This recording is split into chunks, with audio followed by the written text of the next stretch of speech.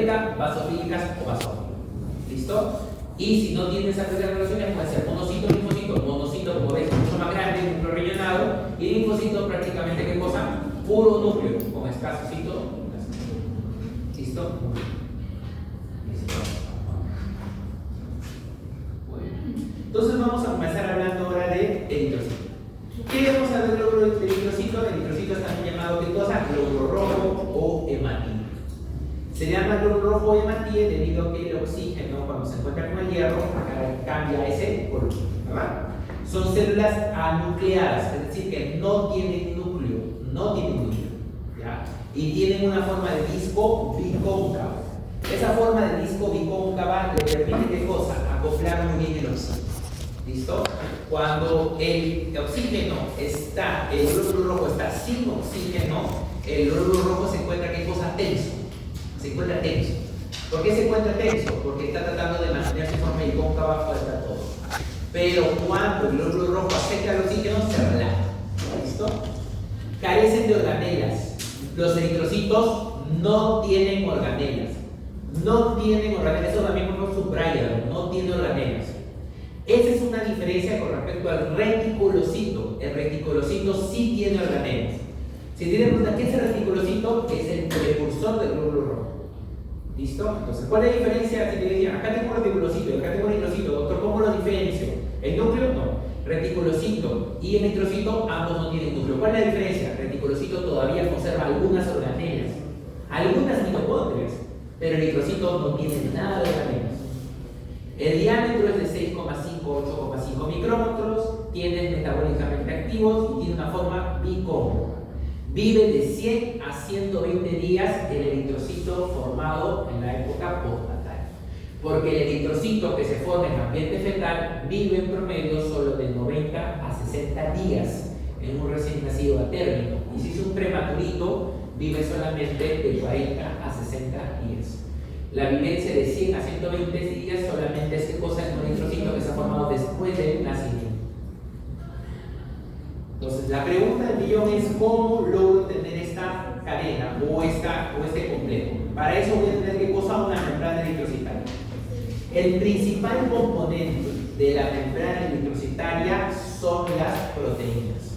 El 50% de la membrana eritrocitaria es proteína. Y muy cerca, debajo por poquito, de 45 a 40% lo forman los lípidos. El principal componente de la membrana eritrocitaria, otro repito, son las proteínas. Y el segundo componente, ¿cuál es? El lípido, en un 45 a 40%. Doctor, ¿y cuál es el restante? El otro llamado elemento que se llama glicoproteína, que es de un 10 a un 5%, máximo 15 según la literatura dice. Pero el principal componente de los tres, ¿cuál es? Proteína. No es lípido, por favor, porque eso también suele confundir en el examen. El gran componente es lípido, no, es proteína. 50% es proteína, 40% en promedio será lípido y 10% será glicoproteínas. Entonces vamos a ver esto. Como vamos a ver eso, entonces vamos a ver primero qué cosa es más abundante. ¿Cuáles son las proteínas? Las proteínas pueden dividirse en dos grandes grupos. Pueden ser las proteínas integrales de membrana o las proteínas periféricas de membrana. ¿Cuáles son las proteínas integrales de membrana? Son aquellas que están embebidas dentro de la membrana, las que están metidas. Esta de acá, estas bolitas, son la barrera de la membrana por fuera, por dentro, y esta es por fuera. Embebidas, ves acá este anaranjado y ves este morado. ¿Son qué cosas? Las proteínas integrales. ¿Cuáles son esas proteínas integrales, doctor? La banda 3 y la otra que se llama glicoforina. Las glicoforinas y la banda 3 son conocidas como las proteínas integrales. Doctor, quiero verlo de otra forma. Aquí, por ejemplo, ves la membrana, aquí está la parte de afuera, la barrera de la membrana, la parte de adentro. ¿Cuáles son las proteínas que están embebidas? O sea, que están ahí penetrando, están ahí dentro del flujo, dentro del espacio de la membrana. Banda 3 y glicoforinas, ¿ya? Proteínas integrales. Banda 3 y glicoforina. Doctor, ¿para qué sirve cada uno? Glicoforina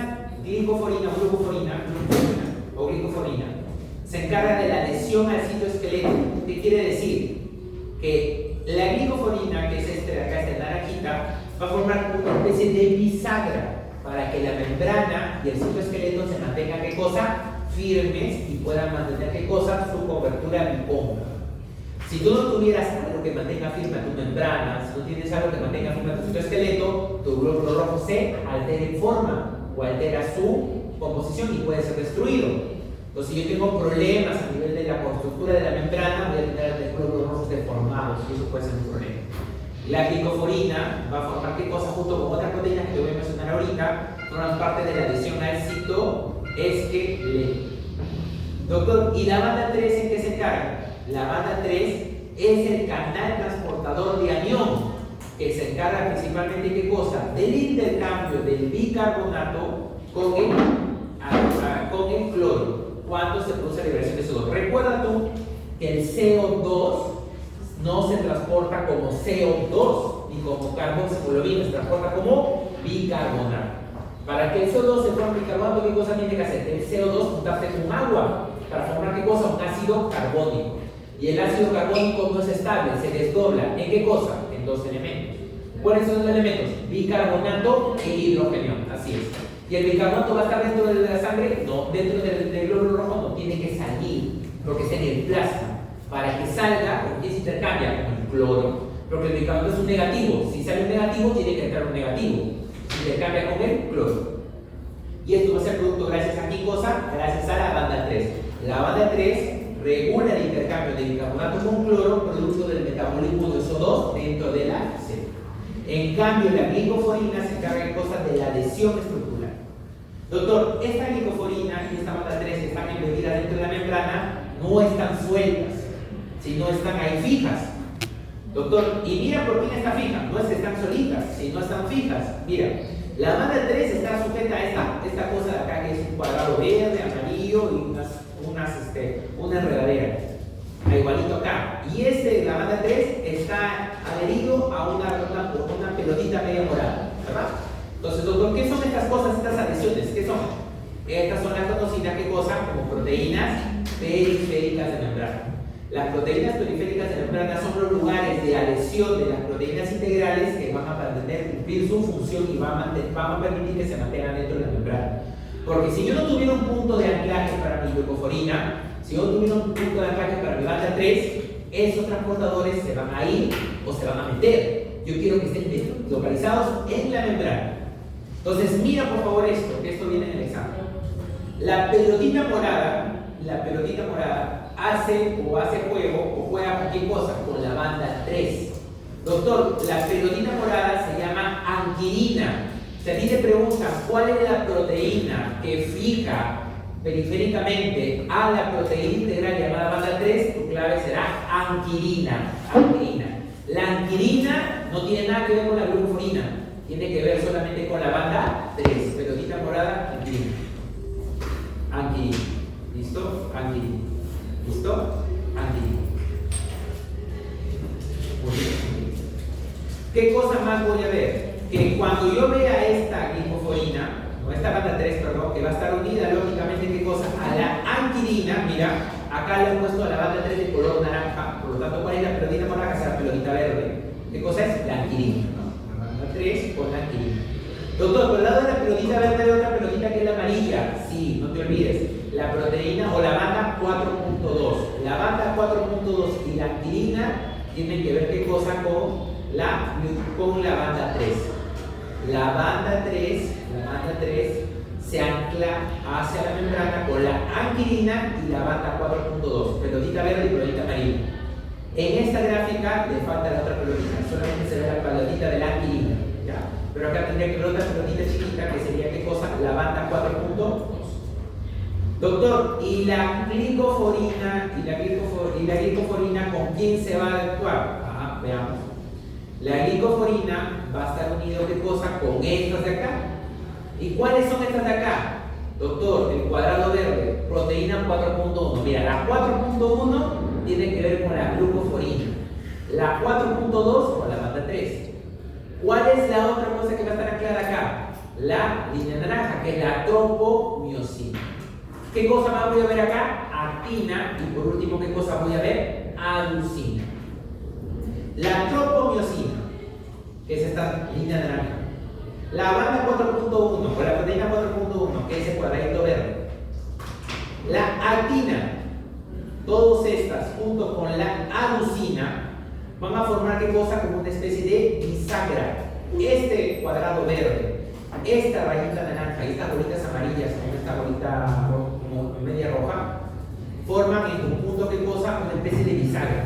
A esta bisagra se le conoce como el complejo de unión o el complejo justaposicional. El complejo de unión o el complejo justaposicional. Y el complejo de unión o justaposicional es la bisagra en la cual permite que la glicoforina esté ¿qué cosa? Adherida a la citoesqueleto y bienvenido a la membrana. Estos no tienen nada que ver con la banda 3. ¿Quiénes son los que tienen que ver con la banda 3? La anquirina y la banda o la proteína 4.2. Aquí está, anquirina y 4.2. En cambio, la 4.1, la tropomesina, la actina y la adutina tienen que ver con qué cosa? Con la glucoforina C. Aquí está, ¿no? La glucoforina C, de moradito, ¿no? Y aquí está, mira como la bisagra, ¿no? La bisagra. En cambio, la naranjita aquí, que es la banda 3, ¿con quién tiene que ver? Con la anquilina y con la banda 4.2. ¿Ya? Eso lo vuelves a repasar, ya te estoy diciendo cómo se lee ese gráfico, cómo lo tienes que estudiar y vuélvelo a ver, porque eso te va a ir en el examen. Un juego de palabras ahí entre uno y otro, cuál pertenece aquí y cuál pertenece a otro. ¿Ya? Listo, por favor, eso bien estudiado. Ya sabes, por favor, esta gráfica con esta gráfica bien repasada. ¿Listo? Muy bien. Ahora, el citoesqueleto es lo que vamos a encontrar por dentro. Es decir, esa fibra o esa malla que vas a encontrar por dentro del eritrocito. Y ese citoesqueleto en el eritrocito está formado principalmente ¿qué cosa? Por unas proteínas también. ¿Cuál es la principal proteína del citoesqueleto glóbulo rojo? La espectrina. La principal proteína del citoesqueleto, no hablo de la membrana, sino del citoesqueleto, se llama espectrina. Doctor, ¿y la espectrina qué cosa es? Es una especie de hebras, lógicamente que va a estar formado por cadenas beta, que son estas tenues, y las más azulitas, que son las cadenas alfa, que van a estar ¿qué cosa? Interrelacionando a la banda 3, interrelacionando a qué cosa? La glicoforina. La espectrina es la principal proteína del citoesqueleto, formada por cadenas beta y cadenas alfa. ¿Listo? Entonces, esto va a permitir una red paralela de la membrana para formar ¿qué cosa? Una red tridimensional. Entonces, otra vez repasamos las proteínas integrales que están embebidas en la banda 3, que se encarga del intercambio del carbonato con el cloro, producto del metabolismo del CO2, y que se va a fijar al citoesqueleto gracias a ¿qué? A la anquilina y a la proteína 4.2, que van a adherirse al citoesqueleto. Doctor, ¿a dónde? ¿En qué parte del citoesqueleto? A la espectrina. Ahí está, mira este tipo de cable, el espectrina. Doctor, ¿y la glicoforina en qué se encarga? La glicoforina se encarga de cosas de mantener principalmente, ¿no? O mantener o favorecer qué cosa? La unión o la estabilidad del propio citoesqueleto. ¿Y qué cosa va a ayudar o quién lo va a mantener? ¿La anquilina y la banda 4.2? No, el complejo justaposicional. ¿Quiénes lo forman? 4.1, tropomiosina, actina y aducina. No tiene nada que ver en estos nombres. ¿Quién? Aniquilina, anquilina no tiene nada que ver ni 4.2. 4.1 es el justaposicional. ¿Y la espectrina qué cosa es? Es este tetrámero, ¿no? Es una gran proteína formada dimérica, no tetrámero, dimérica, formada por una cadena alfa y una cadena beta, donde la cadena alfa es más pesada que la cadena beta. ¿Ya? Listo. Y estas dos cadenas, cuando se asocian, van a dar lugar ¿qué cosa? A una zona tetramérica, pero solamente su región cortical. ¿Ya? Listo. Muy bien. Entonces, cuando se alteran estas proteínas, se altera la forma del citoesqueleto. Los eritrocitos normales ya saben que son bicóncavos, pero si se altera esto, la espectrina, la banda 3, la banda 4.1, puede tener ¿qué cosa? Eritrocitos circulares, que ya no son bicóncavos, eso se llama esferocitos. O puedes tener también otros eritrocitos, como ves acá, ¿qué cosa? Medios elipsoides, que se llaman elictocitos o elictocitosis. Entonces acá vemos, ¿no? La elictocitosis. ¿Por qué elictocitosis? Porque mira acá, la forma del glóbulo rojo. No es bicóncava, sino ¿qué cosa es? Es elipsoide, ¿no? Elipsoide, elíptico, como una cápsula. Entonces, ¿qué cosa es o por qué se produce la elictocitosis hereditaria? Porque existe una alteración de cosa en la proteína 4.1 y en la glucoforina. Los problemas de la proteína 4.1 y la leucoforina principalmente causan una eritrocitosis. En cambio, la esferocitosis, que ya pasa los glóbulos rojos redondos, como una esfera, se producen principalmente por alteraciones de la banda 3, la banda 4.2 y la anquilina. ¿Listo? ¿Se entiende, no? Porque la banda 3 con quién se añade, con la anquilina y la banda 4.2. Por eso no tiene nada de memoria si es que recuerdan la gráfica. Esto de acá quizás no te lo vengan en ISTO, no, porque es más de aplicación clínica, pero sí te lo van a preguntar en físico. Esto pregunta, ¿cuál es la proteína que afecta en la linfocitosis y cuál es la proteína que se afecta en la esferocitosis? Así que es bueno que desde ahorita lo veas, porque este tema lo vas a volver otra vez a ver en físico. Tu primera o segunda clase de fisio es otra vez este tema, solamente un poquito con otro punto de vista. Pero si te acuerdas de esto, lo vas a tener cantado. La hemoglobina, que es el contenido que va a estar dentro del glóbulo rojo, es una proteína compuesta formada por 4 cadenas, 2 cadenas alfa y 2 cadenas beta, que van a tener una unión de forma covalente. Las cadenas de la hemoglobina es una formación compuesta formada por 4 cadenas, donde solamente estas 4 cadenas se pueden formar, ¿qué cosa? Formando 2 pares iguales. ¿Qué quiere decir? Son 4 cadenas, solo puedo tener 2 de una y 2 de otro tipo. O sea, yo no puedo tener 4 tipos de cadenas distintas en una hemoglobina, no puedo. Solamente tengo 2 pares distintos. Por ejemplo, si yo junto 2 alfa y 2 beta, voy a tener ¿qué cosa? La hemoglobina adulta, que es la hemoglobina más abundante, la principal en nuestro cuerpo. La hemoglobina en más de un 95 a un 97.5% de nuestro cuerpo es formada por hemoglobina A1. ¿Y cuál es la hemoglobina A1? Aquella que está formada por 2 alfa, 2 betas. 4 cadenas formadas por 2 grupos de pares. ¿Me dejo entender? En cambio, cuando una otra cadena beta ya no está presente y se forma 2 alfa, pero la beta sale de ahí y ahora ocurre 2 delta, esta hemoglobina se llama hemoglobina A2. La hemoglobina A2 es la hemoglobina, es una segunda hemoglobina que tiene características diferentes fisiológicas con respecto a la primera, que se encuentra en una proporción de 2.5% en promedio, de 2 a 2.5% en el cuerpo. O sea, 97.5% es aproximadamente la hemoglobina A1, o sea, 2 alfa y 2 beta. 2.5% es 2 alfa y 2 delta. Y en el adulto, el promedio, decimos de un 0.5 hasta 0.1, la hemoglobina fetal. Doctor, ¿y la hemoglobina fetal qué cosa es? 2 alfa y 2 beta. Doctor, fácil, no te olvides. Creo que la mayoría se acuerda de la adulta, ¿no? La principal, que es 2 alfa, 2 beta. Fácil de acordarse. El problema es cuando se ponen estos nombres de aquí, porque te confundes. Yo nunca me olvidaba de esta forma. 2 alfa, siempre tiene que haber alfa. La única etapa en la vida en que no hay cadenas alfa es el estado embrionario. El resto de las etapas de la vida tienen siempre cadenas alfa. Eso es lo primero. Se sí tiene que haber cadenas alfa para que haya vida, salvo la etapa embrionaria. Todo el resto de la vida siempre tiene cadenas alfa. Por lo tanto, la pregunta del millón es cuál es la otra cadena en par que va a formar las 4 cadenas en total. Si son 2 beta, la hemoglobina adulta, 95 a 97.5% cantidad en la sangre. Si es 2 delta, A2, de 2.5 a 2%. Y si es 2 gamma, la hemoglobina fetal o la hemoglobina F, de 0.5 a 0.1. ¿Cómo yo no me olvidaba? Como es 2 alfa más 2 gamma con G de gestación, yo con eso me acuerdo que 2 alfa y 2 gamma me da ¿qué cosa? La hemoglobina fetal. ¿Listo? La pregunta del millón es, ¿la hemoglobina fetal hablamos de una etapa en la vida en donde le gana la hemoglobina adulta? ¿Sí o no? ¿Dónde creen ustedes, con qué etapa de la vida podría ser que la hemoglobina fetal le gane a la hemoglobina adulta? En la etapa fetal, muchachos, cuando está dentro de la barriga de la mamá.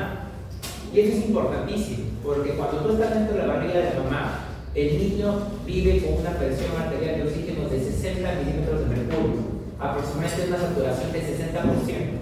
El niño cuando vive dentro de la mamá vive en condiciones de hipoxia, de poco oxígeno. Por eso que cuando un niño nace, si alguno ha visto un nacimiento, ha podido observar que el niño nace azul y conforme pasan los minutos se vuelve rosadito. El niño cuando nace con una saturación de 60-65%, vive en hipoxia. ¿Y por qué vive en hipoxia? Porque la hemoglobina fetal no le gusta dejar el oxígeno. O sea, la hemoglobina agarra el oxígeno, pero la hemoglobina fetal no le gusta soltar el oxígeno. Por lo tanto, ¿qué va a pasar? Lógicamente va a haber un exceso de hemoglobina reducida y va a haber qué cosas cianosis. En cambio, en el adulto es muy diferente. diferente, porque nuestro hemoglobina adulto sí le gusta soltar el oxígeno. Y eso es importantísimo. ¿Por qué? Porque si yo fuera y tuviera un montón de hemoglobina fetal, mis órganos no podrían vivir, porque mis órganos necesitan oxígeno. Si yo tengo un montón de oxígeno que transporta mi hemoglobina, todo chévere, pero ¿de qué sirve si la hemoglobina no va a soltar el oxígeno? No sirve de nada. Entonces la hemoglobina adulta suelta el oxígeno y la hemoglobina fetal no lo suelta, por eso que el niño está azulito. Y esto es importantísimo, porque durante la etapa fetal el niño tiene más hemoglobina fetal. Yo te hago la pregunta, a ver si me has entendido y han puesto atención por respecto a diapositivas anteriores. Si tienes una persona que tienes un niño de 2 semanas de vida y le tomamos un control para ver los tipos de cadena de hemoglobina que tiene, eso a través de la electroforesis, ¿no? O el electrohemoglobinograma, que ya lo van a ver ustedes en fisiología.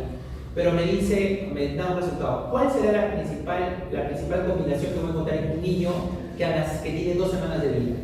2 alfa, 2 beta, 2 alfa, 2 beta, 2 alfa, 2 gamma. 2 alfa, 2 gamma, sí es. ¿Por qué? Porque recuerda que la hemoglobina fetal, ¿cuánto demora en romperse? 90 a 60 días. Eso quiere decir que en los primeros 3 meses es normal que el niño tenga mayor hemoglobina fetal. Conforme van pasando las semanas, va la hemoglobina adulta a superarlo. Ya a partir de un mes en adelante, la hemoglobina tiene que ser 100% adulta, ¿no? O muy adulta. ¿Por qué? Porque ya la hemoglobina fetal debe haberse roto, ¿vale? Debe haberse destruido. ¿Ya? Es una pregunta que puede venir en el examen, ¿no?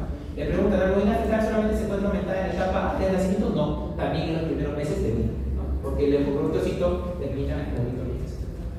¿Ya? La hemoglobina es la proteína responsable, lógicamente, de darle color rojo a los eritrocitos. Ahora, esto de acá, por favor, me lo aprendes, porque esto siempre viene en el examen y siempre lo aprendes. Mira, el glóbulo rojo tenía ¿qué cosa? Tenía proteínas, tenía lípidos. Los lípidos tenía lípidos, tiene lípidos. Yo imagino que lo vamos a tomar más en fisio, pero en fisio van a ver que existen lípidos de membrana externa y membrana interna. Algunos lípidos como fosfolípidos, fosfatidilcerina, escarbosa, no lo voy a mencionar porque si no está en la diapo, no lo voy a tomar. Pero la parte de lípidos no lo hemos puesto aquí, ya. Me imagino que por cuestiones del tiempo. Pero también en fisiología vamos a ver la parte de lípidos. Ok, ya hemos visto proteínas, debemos haber visto lípidos, ¿no? Ya, pero no lo han puesto. No lo vemos, lo tocamos así. Hay fosfolípidos, fosfatidilcerina, fosfatilcolina, que lo que va a ayudar a qué cosa es a permitir la impermeabilidad, ¿no? A permitir lógicamente que cualquier cosa se meta al glóbulo rojo. De ellos, lo más importante que quisiera que recuerden es que la fosfatidilcerina es el elemento de señalización de envejecimiento celular. La fosfatidilcerina es interna, pero conforme va envejeciendo se vuelve externa. Y cuando ya es muy externa, el macrófago viene y se lo come. Esa es la forma como el macrófago produce el glóbulo rojo, que es mayorcito. Bueno, eso ya lo vamos a ver en físico. La tercer elemento que habíamos hablado, ¿cuál era? Los glicolípidos, o los glicolípidos, o los glicoproteínas, las glicoproteínas, que es ese 10 a 15%, 10 a 5%. Doctor, ¿cuál es la función de esas glicoproteínas? Principalmente, ¿qué cosa es? Darle el nombre y apellido a tu glóbulo rojo. Doctor, esto en español se llama mesa, pero en inglés stable, por ejemplo. Igualito, ¿no? Si tú tienes un nombre, puedes llamarte qué cosas. Puedes llamarte María en español y Mary en inglés, ¿no? Por ejemplo, y en portugués pues es otro nombre en general, ¿no? Entonces, lógicamente, a lo que me voy es qué cosa, que la persona no deja de ser la persona en concepto, pero la forma como se le llama es diferente de acuerdo al idioma. Es lo mismo con el glóbulo rojo. El glóbulo rojo es un concepto. Tu glóbulo rojo es una forma, es una presentación, es un fenotipo de algo. Pero la forma como tú lo vas a llamar o lo vas a nominar depende de qué idioma uses. ¿Cuáles son los idiomas? Los grupos sanguíneos. Y el principal grupo sanguíneo, el más conocido, es el ABO. Y el segundo más usado es el RH, pero no es el único. Existen más.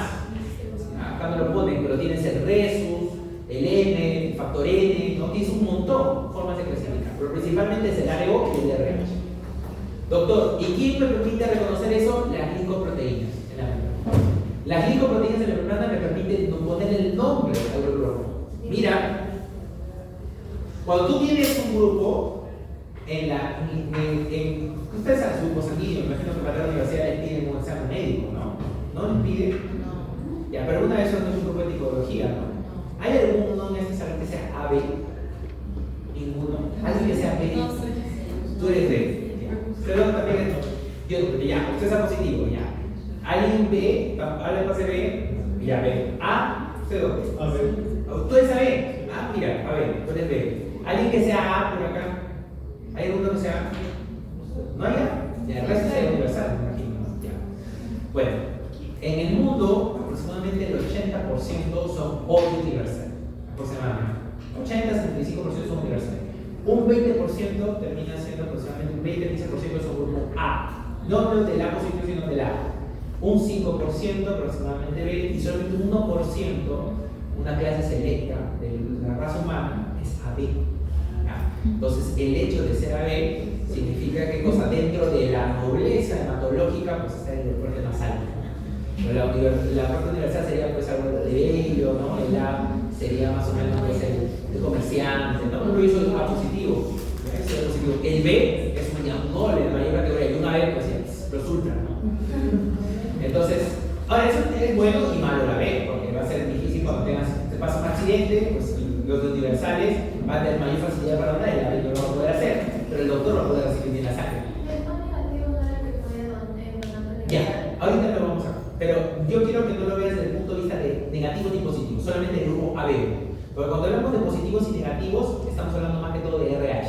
O sea, quiero que empecemos. O sea, yo sé, nosotros hablamos de sangre, nadie dice O, A, como dijo el doctor, A positivo, B positivo, todos automáticamente dicen A positivo, B positivo, A negativo, O negativo, negativo. ¿Por qué? Porque hacen la combinación de dos tipos de apellidos. Le ponen el ABO y le ponen el RH. Yo quiero que ahorita no pensemos en el RH, solo pensemos en el ABO, en el AB y el universal. No importa si es positivo o negativo, solamente. ¿Ya? Entonces, el universal es la sangre más común. ¿Ya? El universal, por lo tanto, es el más dominante. ¿Ya? Lógicamente. El A es una sangre que es mucho más frecuente en la población pacífica, en la población del Océano Pacífico, ¿ya? En el círculo del Pacífico, Japón, Corea, ¿no? La parte de Oceanía, con la parte del círculo del Pacífico, algunos, nosotros tenemos, por simplemente los que son A positivos, somos los que tenemos alguna familia mayor ascendencia, lógicamente asiática. ¿No? Yo, por ejemplo, mi apellido no debería ser Jara, sino mi apellido debe ser otro, sino que mi abuelo fue reconocido por mi bisabuelo, que no eran mis abuelos, sino eran mis abuelos políticos, ¿no? Entonces, yo realmente creo que tengo una familia que es uno de los originarios de los inmigrantes posguerra de la Segunda Guerra Mundial, por ejemplo, ¿no? Entonces, claro que japonés no tengo casi nada, por ahí algunos me dicen los ojos, tengo primos que tienen los ojos mucho más arreglados que yo, ¿no? Pero soy A positivo y el ser A positivo me condiciona ciertos riesgos, por ejemplo, el cáncer de estómago. Es mayor riesgo. ¿Ya? Por ejemplo, los A positivos tienen mayor riesgo de cáncer de estómago. Los O no. Los de Japón, que son A positivos, que la mayoría son A positivos, tienen como conducta y como norma de salud que a partir de 40 años, todos, prácticamente cada 3 años a 5 años, deben hacerse ¿qué cosa? Una endoscopia de control. Si tú estás pasando por la calle y te dicen, a ver, quiero ver su control sanitario y no tienes una endoscopia de control, te meten a una ambulancia en cualquier lugar, en cualquier esquina, en cualquier ambulancia y te hacen una endoscopia y te mandan los resultados de tu trabajo. Si tú no tienes endoscopia, lógicamente te retiran, ¿no? Te quitan los apoyos del Estado. ¿Y es por qué? Porque Japón es una población altamente prevalente en cáncer de estómago por su grupo sanguíneo y por eso es que su hecho de sobrevivencia es haciendo que coman ¿qué cosa? Comida sancochada. O sea, que coman arroz crudo, pescado crudo, vegetales y por ello una esperanza de vida de 80 años en adelante. Pero lamentablemente lo que somos A positivos que vivimos en el Perú no comemos así, comemos hipercalóricos. Ellos comen pollo sancochado, nosotros comemos pollo a la grasa. Ellos comen pollo sushi, nosotros comemos pescado frito.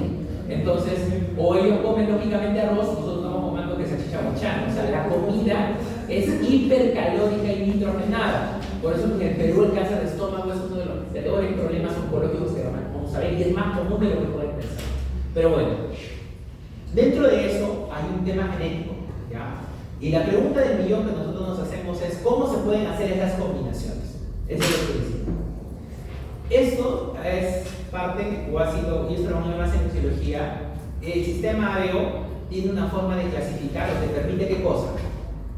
Te permite no saber quién es tu papá. No vas a saber quién es tu padre, pero sí te permite descartar quién no es tu padre. No entiendo. Por ejemplo, si yo soy vamos a poner yo soy A positivo, ¿ya? Yo soy A positivo. Y me caso o tengo un hijo con una persona que también es A positivo. Pregunta, mi hijo salió AB. ¿Qué pasó? ¿El abuelo? No, el abuelo bien raro, ¿no?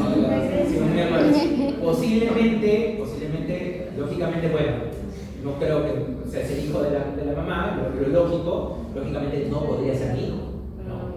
Entonces, si tú, por ejemplo, tienes una persona que es universal y un universal, ¿podrías tener un hijo AB? No, es complicado, no se puede, es imposiblemente, no posiblemente genético. ¿Qué grupo de sangre es su papá? No sabe, eso averigua en su caso. Entonces, los universales es muy común. Por ejemplo, yo, para ser A positivo, uno de mis papás tenía que ser A. ¿Quién es el A? Mi papá. Mi papá. Porque viene la definición. Mi papá es A positivo y mi abuelo es A positivo. Doctor, ¿eso significa que mi papá es 100% de mi papá? No. Pero por lo menos sí existe la posibilidad de que sea mi papá. ¿Se dan cuenta? ¿Qué pasa si mi papá fuera universal? Mi mamá también es universal. Yo soy A positivo, o sea, soy adoptado. No, acá no tiene nada que ver con huevos. Acá es así. Papá y mamá, exacto. Es una forma. El sistema de O permite saber o no permite confirmar porque dice, mira, fíjate, ya yo soy A positivo, mi papá es A positivo, mi mamá es O positivo. Pero vamos a poner un escenario, ¿ya? Vamos a hablar de otra persona que también sea positivo. No va a afectar, no vamos a ver pero vamos a poner. Vamos a poner otra persona que sea positivo, ¿ya? Tiene el papá que sea positivo y la mamá que sea positivo, que sale positivo. Yo te pregunto, si en ese momento, después de unos 10, 20 años, la mamá pasa al programa, programa que tipo Laboraboso del 2020, Andrea, ¿no? Es acá y sale con el laboratorio de violín, esas cosas, y sale el grupo de sangre, dice, y después sale por ahí y se descubre, ¿no? Que realmente el papá era, no sé, el vecino, el hermano, el primo, el hermano, ¿no? Y resulta que el sobrino o el verdadero papá también era positivo. Pregunta, ¿el hecho de que sea A positivo me ayudó a saber quién era mi papá? No, pero se me ayudó a descartar que no sea mi papá. O sea, el ABO te ayuda a descartar quién no puede ser, más no te confirma quién es. Ese es un punto importante en el sistema ABO. El RT funciona de esta manera, porque en el mundo existe un mundo de A positivos. ¿Ya? Doctor, ¿y en qué se basa el reconocimiento ABO? De lo siguiente. Mira, cuando tú reconoces realmente el grupo O, realmente no debería ser grupo O, sino debería ser grupo 0, sino que por una mala traducción le decimos grupo O. Mira, el grupo O es ¿qué cosa? Olvídate los nombres, son 2 hexágonos morados, uno naranja y uno turquesa. 2 hexágonos morados, uno naranja y uno turquesa. ¿Listo? Lógicamente, no solamente está formado por 4 elementos. ¿Listo? Estos elementos son compartidos por el resto de los grupos. Mírenla, ponete el verde. Un naranja, 2 morados, un turquesa. Un naranja, ponete 2 morados y un turquesa. El AB, un naranja, 2 morados, un turquesa. O sea, ¿qué cosa quiere decir? Que el O está formado ¿qué cosa? Por 4 elementos de carbohidratos. ¿Cuáles son? La fructosa, 2 de galactosa y una N-acetilgalactosamina. Todos los que tienen O tenemos esto. Todos los que tienen O tenemos esto. Pero ¿qué es lo que los hace diferente al O? Ese quinto elemento que no tiene el O. ¿Cuál es el quinto elemento? En el A, un elemento que no se encuentra en otro grupo sanguíneo. ¿Cuál es? La N-acetilgalactosamina. La presencia de N-acetilgalactosamina ya te hace grupo A, o por lo menos o grupo AB, pero te hace que tengas grupo A. Doctor, y para hacer B, ¿qué cosa tengo?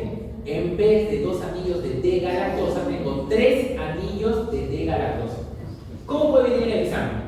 Se toma el grupo sanguíneo de un paciente, en el cual se identifica bioquímicamente que está formado, ¿qué cosa? Por 2 anillos de D-galactosa y un anillo de N-acetilgalactosamina. ¿Cuál es el grupo sanguíneo? Grupo A, B, AB, O. Doctor, 2 anillos de D-galactosa y uno de N-acetilgalactosamina, ¿cuál sería? A. Doctor, se le toma un grupo sanguíneo a un paciente que supuestamente es grupo B. ¿Cuál sería la descripción? Característica específica, diferencial, que es la que tiene 3 anillos de D-galactosa. Doctor, si al paciente le toma y le encuentro presencia de N-acetilgalactosamina y otro grupo sanguíneo y otro grupo rojo que tiene 3 D-galactosa, ¿qué será? AB. Si yo le tomo la sangre de un paciente que no tiene N-acetilgalactosamina y solamente tiene D-galactosa, grupo O. ¿Te dejo entender? Se le llama grupo A, ¿por qué? Porque no tiene ese quinto elemento, es la ausencia. Realmente sería grupo C. ¿Me dejo entender? Grupo C. Doctor, ¿podría poner un ejemplo para reconocer el grupo AB? El grupo A. Sí, AB te van a decir, ¿no? Se reconoce en la lectura bioquímica de los glóbulos rojos, en su membrana, que hay glóbulos rojos que tienen ¿qué cosa? presencia de N-acetilgalactosamina y 3 y otro que tiene 3 de galactosa, de manera junta o separada. ¿Listo? Cuando te digan que hay un, ahí te dicen la palabra N-acetilgalactosamina es el grupo A. Si te dicen que hay 3 anillos de galactosa, tiene que decir que haya 3 anillos, 3. No te puede decir 2, porque si es 2, puede ser cualquiera de los cuatro. Tiene que decir 3, eso qué cosa es B. Si tú encuentras en un grupo sanguíneo o una evaluación bioquímica N-acetilgalactosamina y 3 anillos de galactosa, eso ya lo vuelve algo. ¿Me dejo entender? Doctor, ¿en el mismo glóbulo rojo o en dos glóbulos distintos? En el mismo glóbulo rojo. En el mismo glóbulo rojo. En el mismo glóbulo rojo se analiza y se ve presencia de N-acetilgalactosamina con 3 anillos de galactosa, eso es un A. ¿Listo? Ya. No es que un AB, no es que un grupo AB que tenga el 50% de sangre A y el 50% B, no es así, sino que el glóbulo rojo tiene que cosas sus dos receptores, es distinto. Ya. Ahora, quiero que me sigas esta idea. El grupo universal, por lo tanto, no es tanto un grupo ausente. ¿Por qué? Porque tiene esta estructura, ¿verdad? Listo. ¿Qué pasa si el glóbulo rojo que yo le leo a mi paciente no reconoce, no explica la presencia de que no hay esta estructura? O sea, reconocemos bioquímicamente y no se reconoce ni siquiera fucosa, dicen que no se reconoce nada de galactosa y nada de galactosamina, o sea que esto está vacío. Doctor, ¿eso será un grupo? No. Cuando no se reconoce la presencia de la estructura base, que está formada por una L-fucosa, 2 de galactosas y una N-acetilgalactosamina, como ves acá, ¿no? Los dos moraditos, un grupo que es en naranja, dos moraditos, un grupo que es en naranja, eso se le llama grupo o el famoso grupo Bombay. Doctor, ¿y qué es el Bombay? Es lo siguiente. ¿Qué pasa? Cuando ustedes han hecho su práctica de biología, pues ustedes han la pandemia, ¿no? Pero han hecho su práctica de biología de grupos sanguíneos, han aplicado sus dividientes para ver qué grupo era. No lo han hecho el grupo año. O no lo han hecho. Bueno, el ciclo pasado, creo que ya se agarró un poquito, eso creo que sí pudieron hacer. Pero algún día pasará por eso. ¿Ya? Entonces, cuando ustedes hacen la prueba, nosotros usamos 2 reactivos. Un reactivo que reconoce o da antígenos A y un reactivo que da antígenos B. Si yo tengo antígenos A y le pongo al glóbulo rojo, lógicamente, que tiene receptores para el A, va a haber una reacción. Si yo le pongo la tinción que estimula el receptor de B, va a haber una reacción. Si yo no veo reacción con el del A, puede ser que sea B o universal. Si yo no veo reacción cuando aplico la tinción B, puede ser que sea A o que sea universal. Entonces, ¿cuál será el universal? Aquel que no tenga reacción al A ni al B. ¿Me dejo entender? Listo. Doctor, eso significa que el universal, o sea, que está formado por B, 2 de galactosas, una N-acetilgalactosamina y una fucosa, no se relaciona a ninguno de los dos tipos. Correcto. Pero, ¿qué pasaría si yo a ese glóbulo rojo o ese grupo sanguíneo resulta que tampoco no tiene esta estructura base? Pregunta, ¿haría reacción o no haría reacción? Tampoco no haría reacción. Entonces, ¿qué ocurre en la práctica? Y es muy raro, pero siempre es bueno que lo sepan, y esos hospitales, complejidad, lo hacen. Cuando nosotros tenemos un paciente en un grupo O, y ahora dice que sea positivo negativo, tú tienes un paciente en grupo O, tú dices, doctor, ¿es un O? Le pongo O, pues, ya, fácil. Le pones O y es una super reacción. Doctor, ¿pero por qué? Si es un positivo, le puesto positivo, ya, O negativo, para evitar cualquier problema, también hace reacción. Doctor, ¿por qué? Si es universal, es de universal, ¿por qué tiene que hacer reacción? ¿Por qué ocurre? Porque resulta que ese grupo O realmente no es grupo O, sino es fenotipo Bombay. ¿Qué ocurre con el fenotipo Bombay? Muchas veces es leído como grupo universal, porque como no reacciona al tinte A ni al tinte B, es grupo O. Pero puede ser la remota posibilidad que ni siquiera tenga esta estructura base. ¿Me dejo entender? El fenotipo Bombay es una expresión o es una forma de presentación del glóbulo rojo que no tiene esta estructura base. Doctor, ¿y cómo se llama esa estructura base? ¿Tiene un nombre en especial? Sí, se llama antígeno H. El antígeno H es ¿qué cosa? La estructura base formada por 2 de galactosa, una N-acetilgalactosamina y una L-fucosa. Si yo no tengo nada de eso, absolutamente cero, está limpio, está vacío, está pelado el glóbulo rojo, ese es un Bombay. ¿Listo? Un universal tiene antígeno H. Si a ti en el examen te preguntan, ¿no? Tienes un grupo de sanguíneo en el cual ves que no reacciona a los tintes A ni a los tintes B y no tiene antígeno H, es el Bombay. No reacciona al tinte A ni al tinte B, pero sí tiene antígeno H, es el grupo universal. ¿Listo? Voy pasando. Entonces, los grupos de sangre, de acuerdo a eso, ¿qué dice? Doctor, si yo soy grupo sanguíneo A, ¿por qué soy grupo sanguíneo A? Porque tengo el antígeno A, tengo el sombrerito A. Por lo tanto, si tú me pasas sangre A, yo no tengo ningún problema. Pero si tú me das una sangre que tiene antígenos B, o sea, sombreritos B, voy a tener una reacción. O sea, el A no puede recibir del B, lógicamente, y por ende podrá recibir lógicamente del A. Doctor, el B tiene sombreritos B. Si yo le pongo sangre con sombreritos B, no hay ningún problema, todo está tranquilo. Pero si yo a la sangre del B le pongo sangre con sombreritos A, va a haber una reacción porque dice el B, oye, aguanta, este sombrerito yo no lo reconozco, reacción. Si yo le pongo a B, también va a haber reacción. ¿Está bien? Doctor, ¿qué pasa si yo tengo un grupo sanguíneo AB? Si yo tengo un grupo sanguíneo AB, ¿qué va a pasar? Doctor, el grupo sanguíneo AB es un grupo que tiene sombreritos para el A y sombreritos para el B. A ese sangre, al paciente le doy sangre con A. ¿Va a haber reacción? No, porque como tiene sombrerito para el A, reconoce al A tranquilamente. Doctor, le pongo B, ¿va a haber reacción? Tampoco, porque como tiene sombrerito para el B, reconoce la parte del B tranquilamente. Por lo tanto, el AB, ¿qué cosa puede hacer? Puede recibir de todos. Doctor, puede recibir del A, del B, del AB o del universal. ¿Por qué el universal, doctor? Porque el universal no tiene sombrerito a nada, porque es ausente. No tiene sombrerito a nada. Doctor, en cambio, el universal, ¿qué cosa es? El universal tiene ¿qué cosa? Solamente el antígeno H. ¿Y el universal qué cosa es? El universal no tiene sombreritos de nada. No tiene sombreritos de nada, sí. No tiene sombreritos de nada. Como no tiene sombreritos de nada, yo le pregunto, ¿qué pasa si es el paciente que no tiene, su sangre no reconoce ningún tipo de sombrero? Yo le pongo sangre A. ¿Va a haber reacción o no va a haber reacción? Sí. Porque como la sangre tiene A y mi sangre no tiene sombreros, va a haber una reacción. Si yo le pongo B al paciente universal, ¿va a haber reacción? También va a haber reacción. Porque la sangre universal no reconoce ningún tipo, no reconoce ningún tipo de sombrero. Si yo le pongo a B, también va a haber problemas.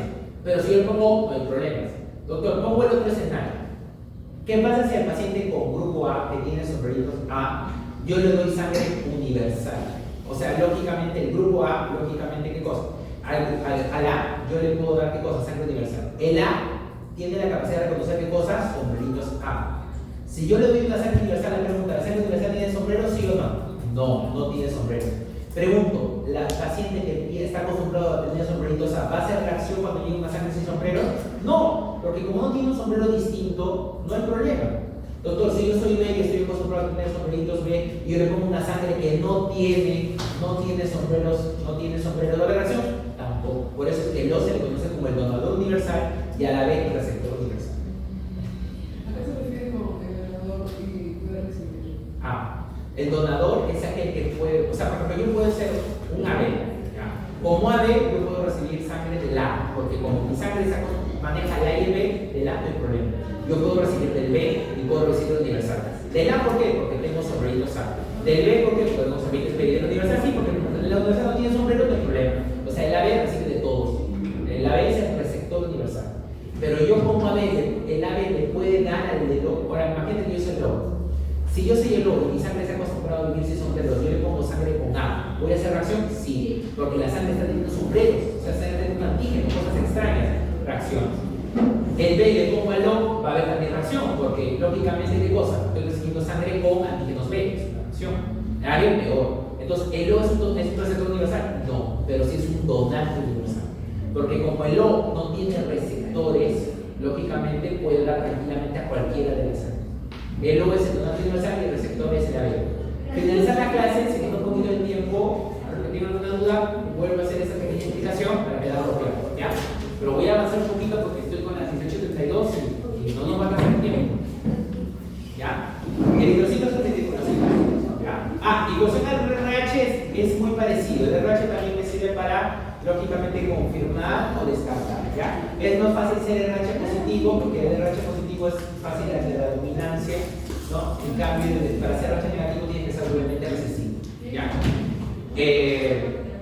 Si yo le doy a un paciente RH positivo, si hay un paciente con RH positivo y yo le doy RH positivo, yo le estoy dando sangre con antígenos RH. Eso quiere decir que el paciente solamente va a reaccionar si mi sangre no está acostumbrada a trabajar los antígenos, o sea, si tuviera RH negativo. Para lo que decía su compañera, el O RH negativo es el resultante universal. Sí, ¿por qué? Porque el O, al ser ¿qué cosa? O dona universalmente, y al ser RH negativo es una sangre que no tiene anticuerpos contra RH, o sea, le puedo dar el RH positivo como el RH negativo. ¿Listo? Eso lo explicamos. Finalmente no sé cómo se ponía tablita. ¿Ya? Los eritrocitos son eliminados por el vaso. ¿Ya? Por el vaso. El vaso, ¿quién destruye el eritrocito? El macrófago. No te olvides, el macrófago. ¿Ya? Los reticulocitos reponen el eritrocito. Cerca del grupo hay, en el caso de ellos, ¿Quién puede donar? Es una muy buena pregunta. ¿Qué pasa cuando tipo Bombay? Tienes que dar, si doctor tengo tipo Bombay y al final lo vas a saber en la práctica, como a veces al mal ensayo, o lógicamente a la hora de los institutos de alta complejidad no solamente te dicen A positivo, sino ellos hacen un estudio aparte de tu sangre que te descarta eso. Te hacen, por ejemplo, en el hospital, en el Instituto Nacional de Desarrollo del Niño, donde laboro, no solamente te ponen A o B, sino te ponen A y después una hoja donde está, según todos los demás nombres, los coordenados. Si yo tengo un fenotipo Bombay, lo ideal sería ponerle otro Bombay, doctor, pero eso es imposible, es muy complicadísimo. Claro.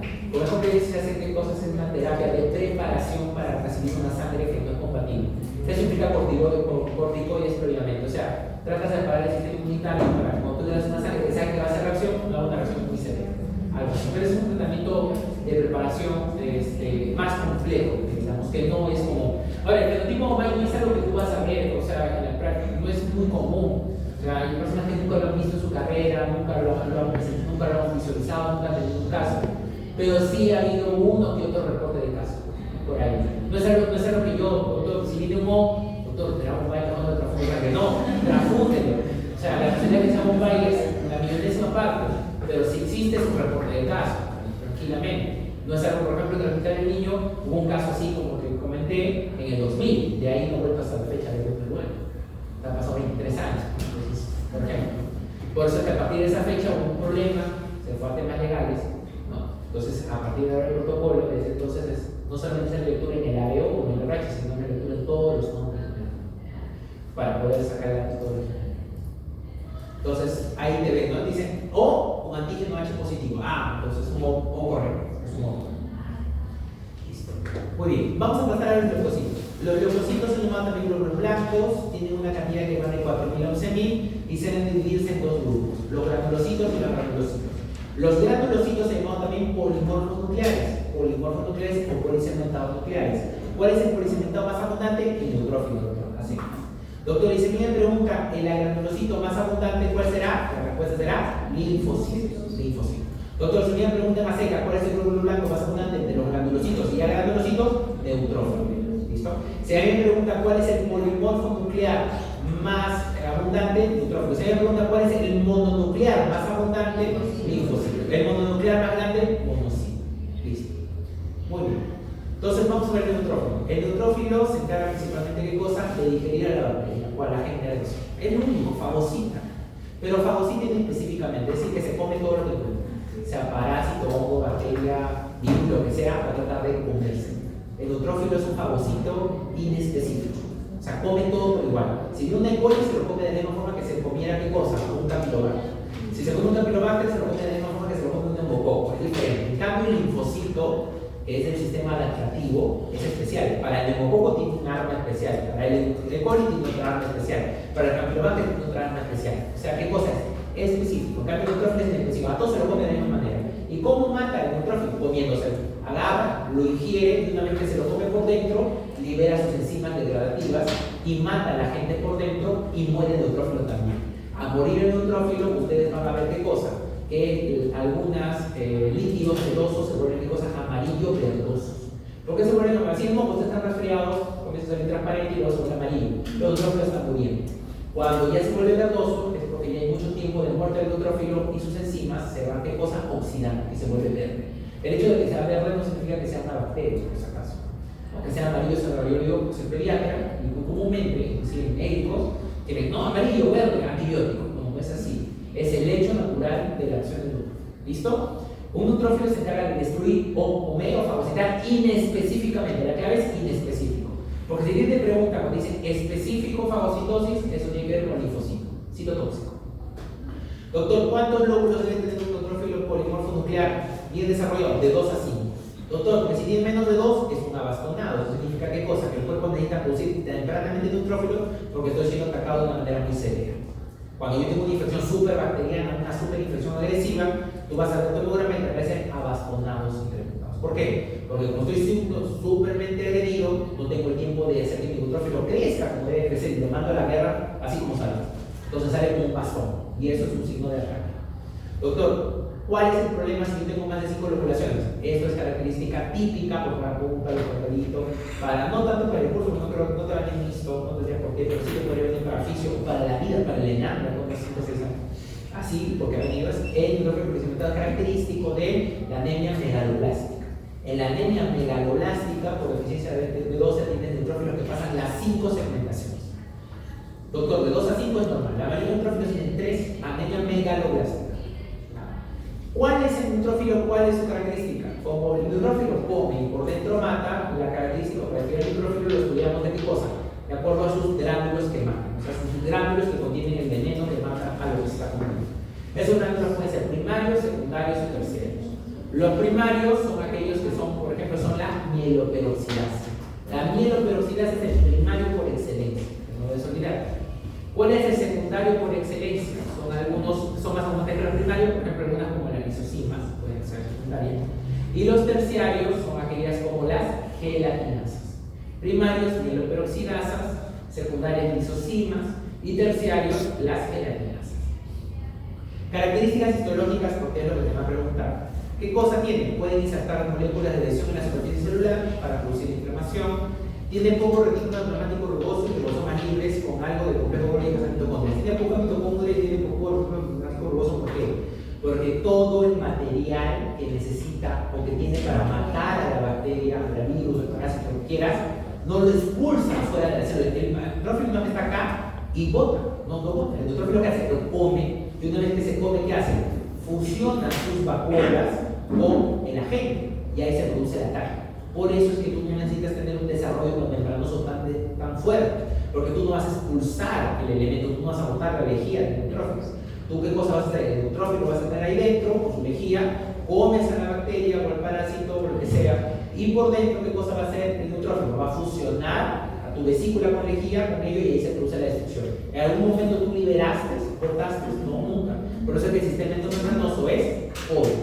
¿Ya? Contiene abundante glucógeno para el metabolismo anaeróbico y contiene antioxidantes citoplasmáticos. Esto lo va a permitir la acción bactericida. Esto lo van a revisar. Además de eso, libera citocinas y neutrófilos que empiezan a proteger qué cosa, adhesión para la inflamación.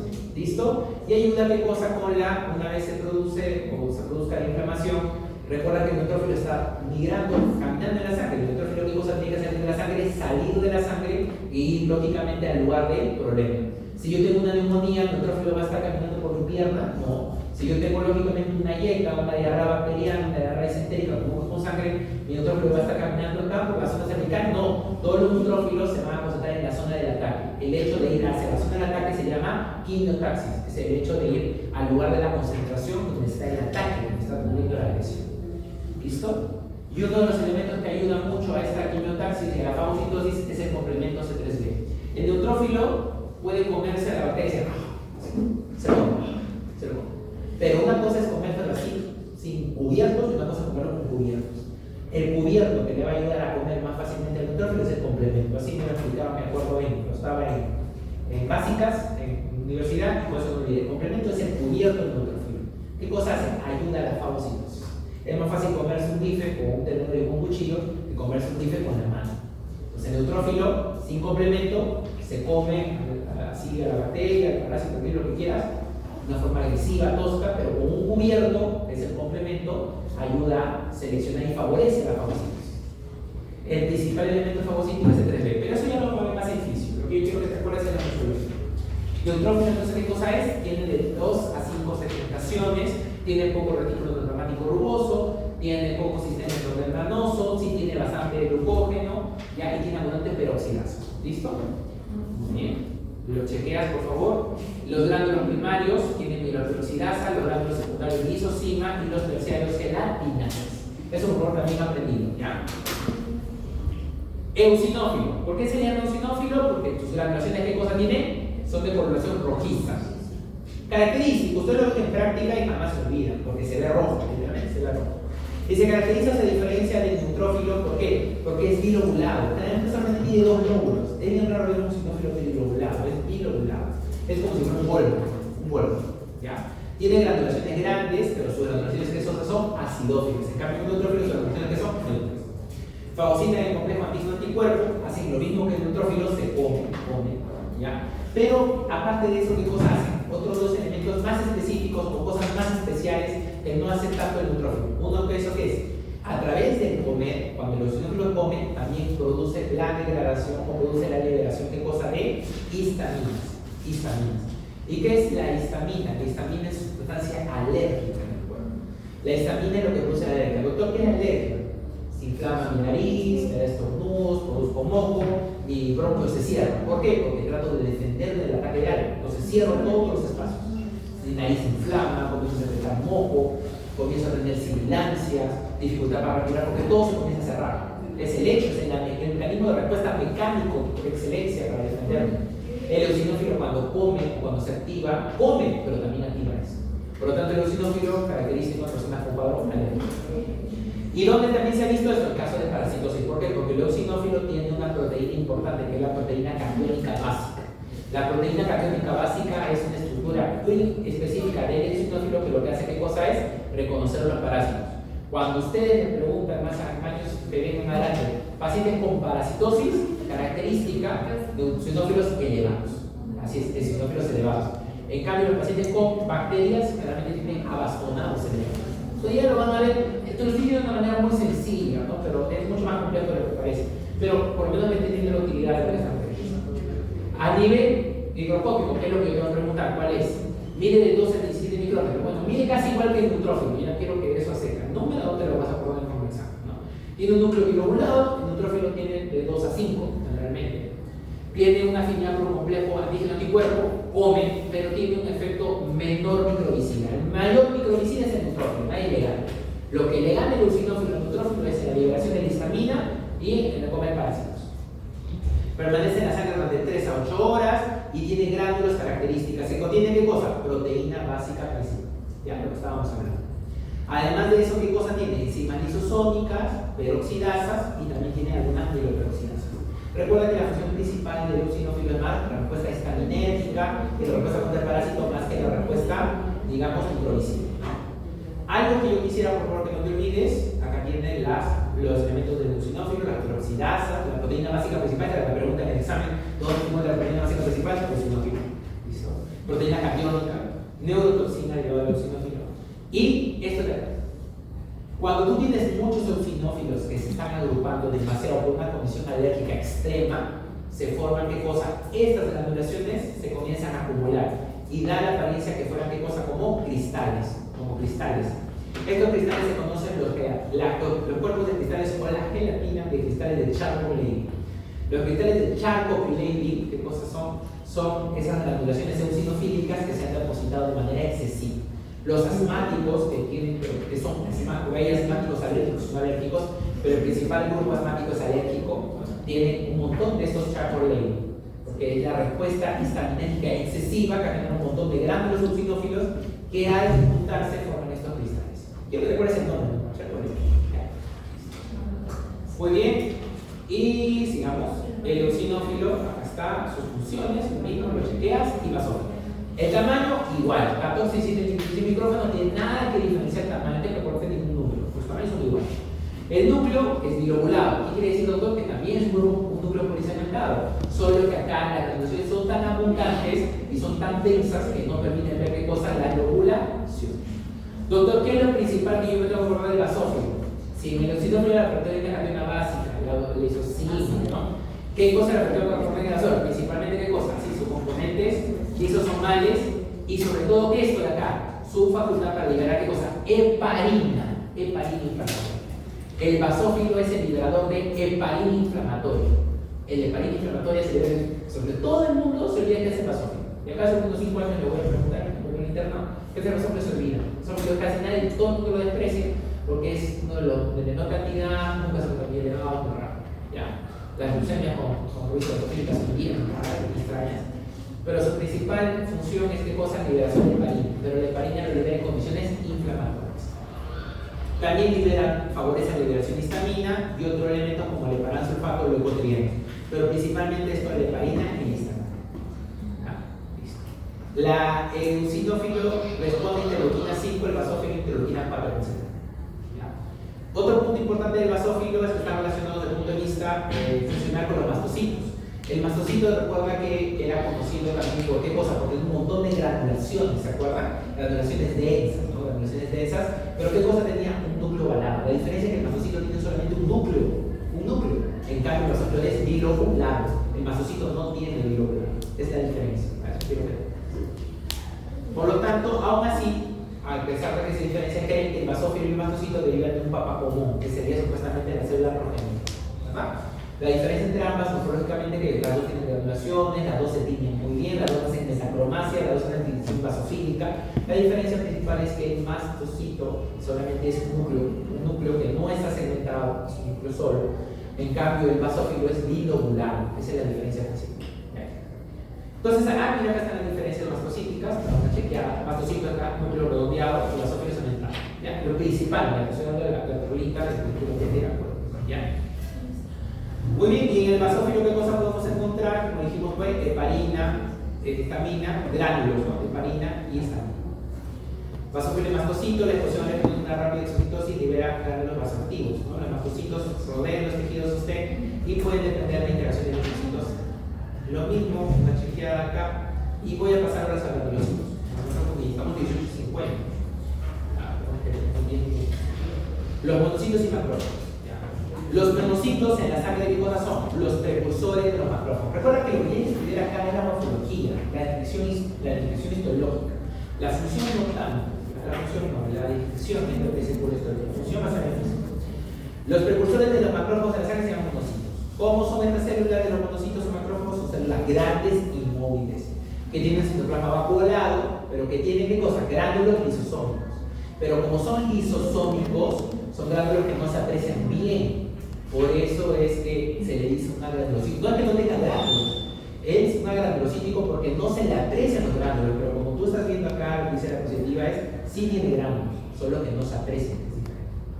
Los gránulos que va a tener un monocito pueden ser lisosomas primarios, sulfacasa ácida, lisosulfatasa hidroxilasa, y los monocitos responden quimiotípicamente a la presencia de sustancias necróticas y inflamación. Cuando abandonan la sangre y se van al tejido específico donde ocurre el problema, evolucionan a macrófago. Y el macrófago tiene nombres especiales de acuerdo a células. Piel Langerhans, Puffer, microglia, ¿no? A nivel del sistema central y general. Los monocitos son leucocitos de mayor tamaño. De todos, son el de mayor tamaño. Son aquellos que tienen un núcleo de forma ariñonada, que es la verdad clara, el de mayor tamaño y el núcleo ariñonado. Tiene abundante citoplasma que se une, ¿qué cosa? De color gris azulado pálido y contiene lisosomas pequeños. Granulaciones lisosómicas.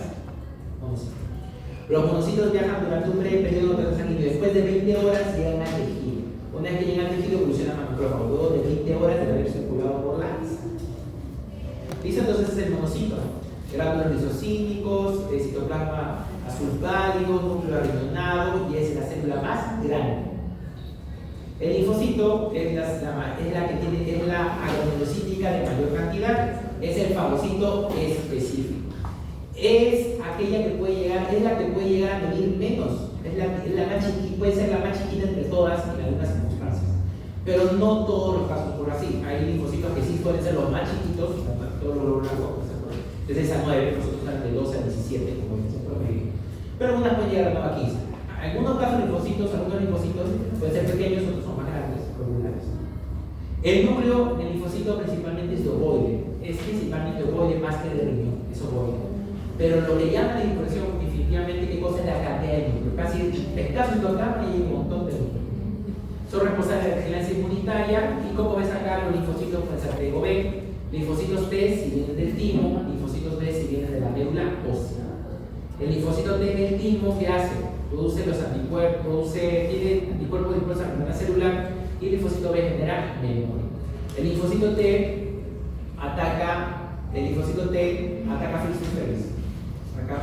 cara a cara, destruye con sus armas, come, fagocita.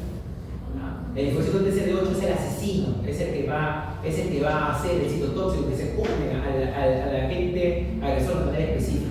El CD4 es el que va a aguantar el CD8. Si sabe que el CD8 aguanta y no come más. El CD4 lo aguanta. Y el linfocito B no come así, sino el linfocito B ataca a distancia, como si fuera como una persona con un arquero a distancia, a través de las células del núcleo. ¿Listo? Los linfocitos, la característica principal es esto, por favor. El núcleo ocupa más del 90% de citoplasma, principalmente casi todas las células del núcleo, 90%. El citoplasma es basofílico gracias a la presencia de ribosomas, lógico, si tiene un montón de núcleo, es el motor ribosoma. presenta pequeñas microvellos. Esto es una característica muy interesante. Los microvellos que pueden aparecer en algunas características en los linfocitos. Mira, diferenciar un linfocito B y un linfocito T es complicado. Nadie te lo va a diferenciar con patocitina y eosina. Si alguien te viene o te suele dar y dice, ese es un linfocito que te está floreando, eso no es posible. No puede ocurrir. Lo otro es un linfocito T adulto, T joven, no se puede. Los linfocitos T y los linfocitos B no se diferencian con patocitina y eosina. ¿Cómo se diferencian? Condiciones inmunoquímicas especiales. Para eso yo voy a mantener oficio y si por ahí recuerdan el famoso CD, CD4, CD8, CD19, CD20, CD33, Natural Killer CD16, CD64. O sea, ¿cómo se marcan? De manera inmunoquímica con los CD. O sea, con hematocrit y eosina tú no puedes diferenciar un linfocito T y un linfocito B. Eso es lo que yo quiero que tengas con CD. Si alguien te dice, esto es un microscopio que un linfocito T te está floreando, eso no puede ser. No puede ocurrir. Si estás hablando de sangre periférica. Si es un timo, pues no vas a dudar, ¿no? Pero si está hablando de sangre periférica, ¿cómo lo puedes diferenciar? Con CDs. Pero en la microscopía electrónica se ha visto que hay digamos, una asociación estructural o un cambio de estructura muy sutil. ¿Qué es qué cosa? Que los linfocitos B van a tener qué cosa? Microvellos. ¿Qué son estos microvellos? Estas pequeñas prolongaciones citoplasmáticas que parecen unos pelitos. Esto de acá. Como estas papitas que ven acá. Eso se llama microvellos. Y esto estaría más asociado a linfocitos B. Pero eso no se ve en hematocrit y eosina. Eso se ve con microscopio electrónico. Y un microscopio electrónico de transmisión, si quiere ver. Tiene citoplasma escaso. Otra vez, la presencia característica de citoplasma escaso. ¿Ya? Yo te repito, lo que te voy a preguntar en el examen es la descripción morfológica. Yo no te voy a preguntar las funciones, la función de fisio. Esto ya como dicen cómo se ensopla, cómo se citoplasma, los gránulos, que contiene perfecto. Las funciones, no tanto. Me interesan las morfologías. Eso sí, si es fisio, funciona. ¿Ya? Por si acaso. Así que estaría con una pregunta. Los linfocitos B y la célula plasmática, lo importante acá desde el punto de vista funcional, por decirlo así, que generan los anticuerpos, es el abuelito. El linfocito B genera los anticuerpos, o en todo caso, ¿qué cosa quiere ser? Puede guardarse como memoria en la célula plasmocítica. La célula plasmocítica va a ser como el abuelo, va a ser como el que va a guardar la historia. El linfocito B decide atacar a distancia con sus anticuerpos y decide guardar su historia en una célula plasmática. La célula plasmática va a generar después de un tiempo los anticuerpos de memoria. Otra característica de la célula plasmática, ya lo hemos visto en la clase 4, ¿cuál es? La famosa cromatina en forma de rueda de cabo o esfera de reloj o ruedas de sol, ¿no? Algo de sol.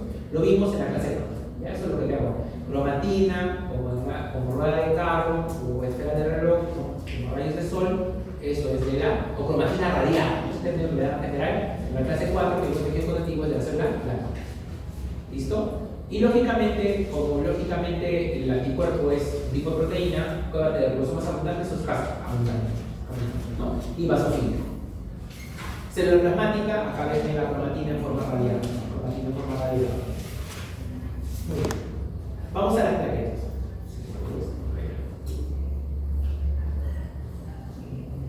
Plaquetas.